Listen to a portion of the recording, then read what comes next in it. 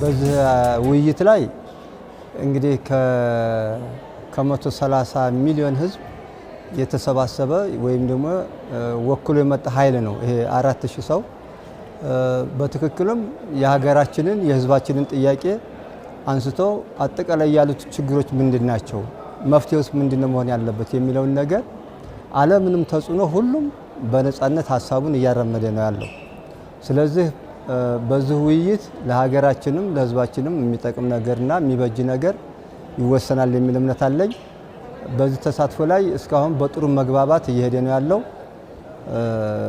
ጥሩ ውጤትም ይመጣል ብዬ ነው የማምነው። ህዝብ ጥያቄ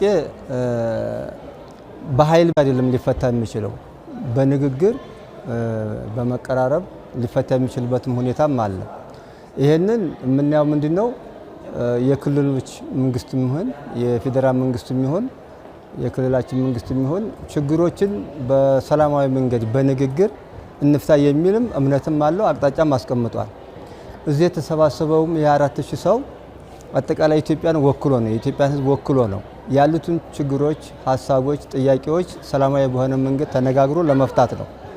ስለዚህ ጫካ ያሉትም ወንድሞቻችንም ቢሆን ያንኛው አማራጭ አያዋጣም፣ እኛም በዛም ነበርንበት። ስለዚህ በንግግር ችግሮች እንፍታ የሚል አቅጣጫና እምነትን ተቀምጦም ስለሆነ ይሄ ውይይት እየተካሄደ ያለው ያኛው አማራጭ እንዳልሆነም ወንድሞቻችን አውቀው ይሄኛውን አማራጭ በመውሰድ ስለዚህ ያላቸውን ሀሳብ የሚሆን ጥያቄ ሰላማዊ በሆነ መንገድ ማቅረብ ነው። በንግግር በመቀራረብ ችግሮች ይፈታሉ፣ ሀገራችንና ህዝባችንን የሚጠቅም ነገርም ይወሰዳል። ከዚህ ውጭ የማይሆን ከሆነ ግን ምንጊዜም ቢሆን የሀገራችንንና የህዝባችንን ስቃይ ነው የምናበዛው። ከዚህ ውጭ አንዳችም ጥቅም ይኖራል ብዬም አላምንም።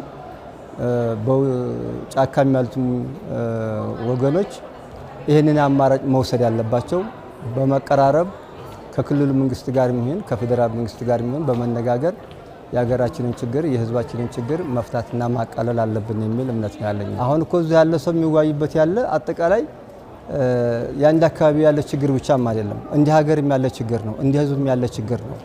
ስለዚህ የሀገር ችግር ከተፈታ አጠቃላይ የህዝብ ችግር ከተፈታ አንተ አሳካዋለሁ የምትለውን ጥያቄ ሁሉ ታሳካዋለህ ማለት ነው።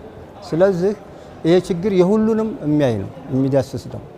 ስለዚህ ጫካ ያሉት የሚሆን ያኛውን አማራጭ እንደማያዋጣ አውቀው ይሄኛውን አማራጭ መውሰድና ለህዝባችን ለሀገራችን የሚበጀውን ነገር በመመካከር ማስቀመጥ አለብን የሚል እምነት አለኝ። በዚህም ልክ እነሱ ማየት አለባቸው የሚል ሀሳብ ነው ያለኝ።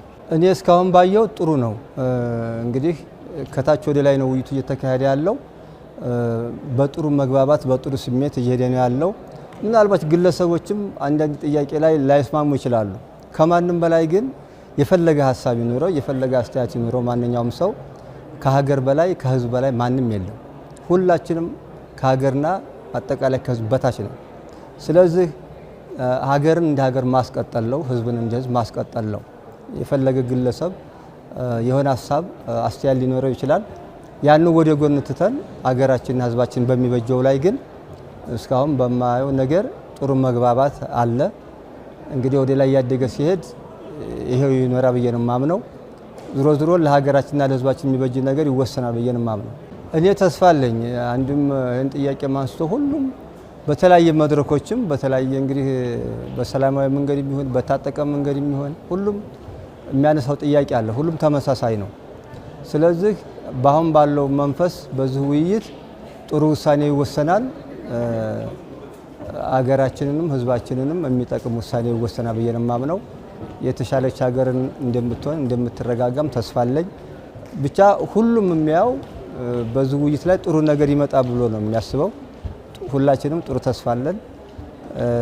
ህዝባችንም የሚጠብቀውም ይሄን